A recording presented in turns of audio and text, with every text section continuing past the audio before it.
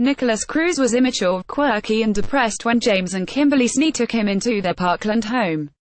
But he was pleasant and seemed to be growing happier, they said.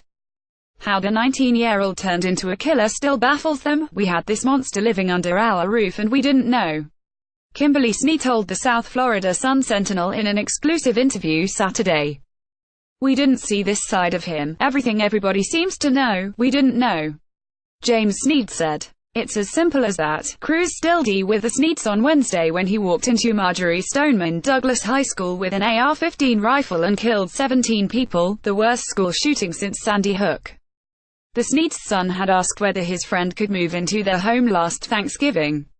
Cruz's mother, who had adopted him, died of pneumonia November 1, leaving him without parents. He stayed briefly with a family friend in the Lantana area but wanted to move on. The Sneads quickly agreed, though they realized he was extremely depressed about his mother's death. 5 days before the shooting, Kimberly Snead took Cruz to the office of a therapist she has been seeing. Cruz said he was open to therapy but didn't like medication. He took a business card and was figuring out what his health insurance would cover.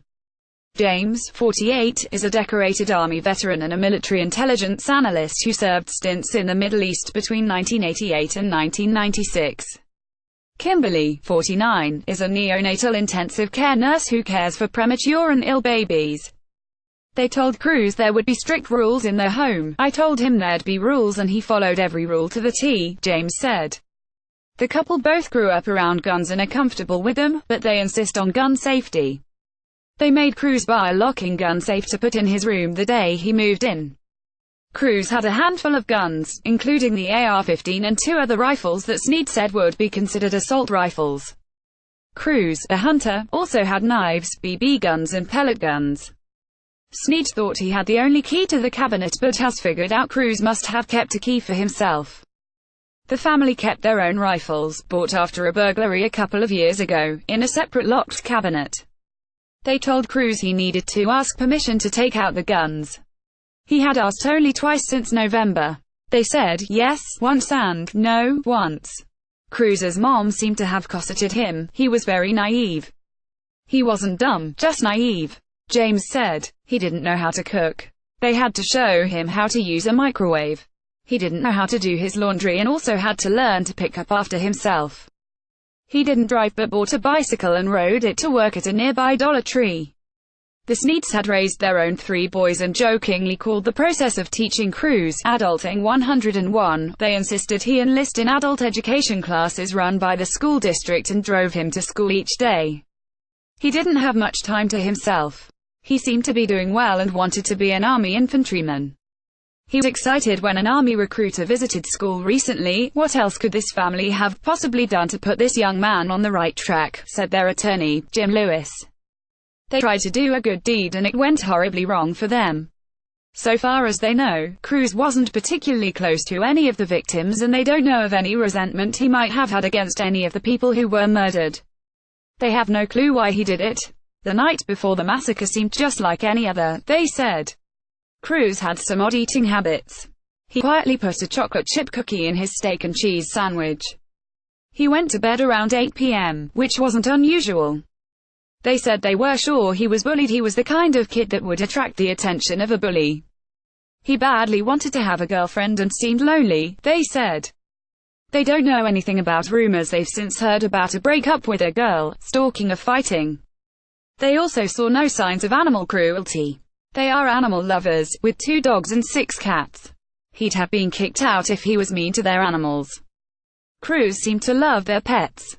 On Wednesday morning, Cruz told them he didn't need a ride to school. "It's Valentine's Day and I don't go to school on Valentine's Day," he said. Cruz had a boxer's fracture in his right hand after falling on a step in the house about 3 weeks ago. They now think he removed the cast on his hand, the second he'd had, the day of the shooting. He also removed the first cast. Kimberly last saw him around 10 at morning before she left to run errands. He said he was going fishing and was gone when she returned. She went to sleep because she was supposed to work a night shift that night. Cruz sent their son a few texts that day. In one, he asked what classroom the boy was in. He said he was going to see a movie. Later he texted he had something important he wanted to tell the teen. Then he wrote, "Nothing, man." They have since figured out those texts were sent during the Uber ride Cruz took to the murder scene. His last text to their son, as Cruz pulled up at the school, said, "Yo, they think Cruz moved out of the home of his late mom's friend in Lantana because of tension about his guns and a possible misunderstanding about money." Cruz told them he stood to inherit at least $800,000 from his deceased parents. Most of the money would come when he turned 22, he said. The Sneeds have since seen paperwork they think supports the claim he was going to be very financially comfortable. Cruz thought the family friend in Lantana was stealing money from him, but the Sneeds suspect she was innocent and he was just a victim of common identity theft. They reported about $2,900 in fraudulent charges on his debit or credit card. Around 2:30 p.m. Wednesday, their son called sounding panic-stricken. He was safe but had heard shots fired on campus. He helped classmates flee by climbing a fence to neighboring West Glades Middle School. Snee told his son to walk to Walmart and he'd come get him.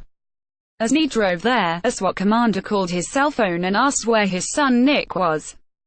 Told him it wasn't his son and he didn't know where he was. As he kept driving and put two and two together, he became terrified and called the commander back. Snee told the cop the last he knew Nick was home alone with Kimberly. "I need a police presence at my house. Go make sure my wife is okay." Sneed called his son to say he needed to check on mom first and drove home. "I was fearing for her life. Kimberly was sleeping because she was supposed to work the night shift that night. Law enforcement banged on her door with guns drawn, yelling, 'Put your hands up.' When they asked where her son was, she assumed something terrible had happened to her son but soon realized they meant Cruz. They searched the house but already had Cruz in custody elsewhere. After an emotional reunion of husband and wife, they were brought to Broward Sheriff's headquarters to be reunited with their son.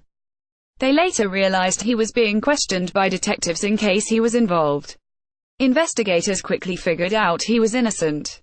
As they waited, Cruz was led into the building, handcuffed and wearing a hospital gown, surrounded by deputies. Kimberly tried to run at him. James held her back. "Really, Nick? Really?" she yelled at him. He said he was sorry. He apologized. "He looked lost, absolutely lost," said James. "And it was the last time we saw him." PMC Man at sunsentinel.com, 9,543,564,533 at Twitter at Sentinel Paula.